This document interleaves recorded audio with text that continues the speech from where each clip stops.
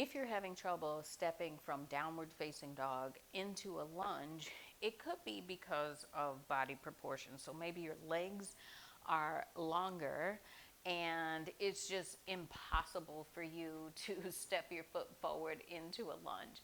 So if that's the case, we're going to use blocks underneath your hands in order to make your arms a little bit longer so that maybe you could step your foot forward on your mat with a little bit more ease. And I'll show you that. So you can take your blocks to any height. You could take them at the lowest height. That's going to give you more of a stable base, to the medium height, or to the tallest height. Now, if you use the tallest height, your blocks might be a little bit wobbly, so just be careful there. I like my blocks at a medium height underneath my hands in downward facing dog. So you're going to put your hands on your blocks, tuck your toes, and lift your hips. And from here, you will lift one leg and then draw your knee in towards your chest as you shift your shoulders forward and step your foot forward to the front of your mat in between your blocks. So you could see, I'll show you without the blocks how much trouble I have placing my foot forward towards the front of my mat. So if I lift my foot and I have to draw my knee forward and I still stop here and might need to crawl the foot forward or help my foot forward with my hand. So just placing blocks underneath your hands in downward facing dog will help your arms be longer so that you can draw your leg forward and have more space to put your foot on your mat in front of you. So that's one thing that I offered to Stacy to help her with the transition. But another thing that I noticed with her was that in addition to the leg and arm length difference, she needed to build up some strength in her hips. So we worked on hip mobility. So here are a couple of exercises that I gave to her. So we did this also with blocks underneath your hands.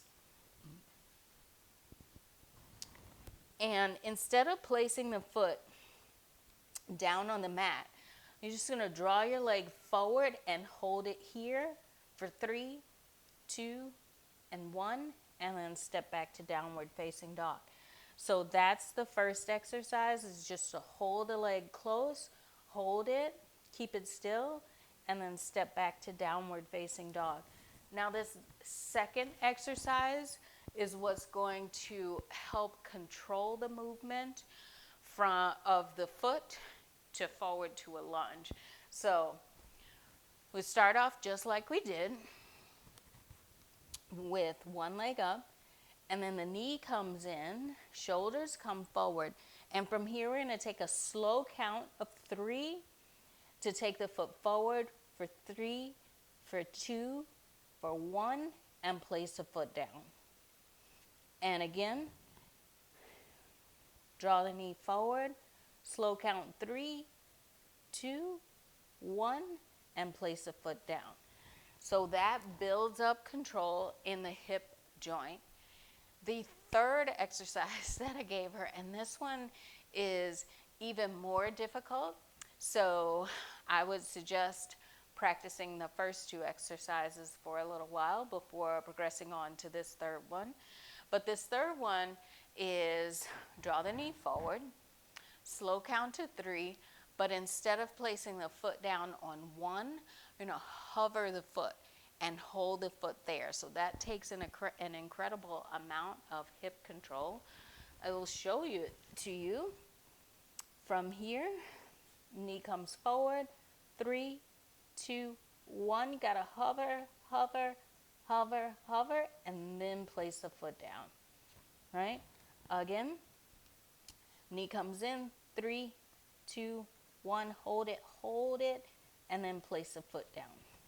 So those were the exercises that I gave Stacy. So it's a combination of using props, but also noticing what you need to do differently in your body in order to make these transitions in your practice. So practice those and let me know if the transition from downward facing dog to a lunge gets better for you or easier for you.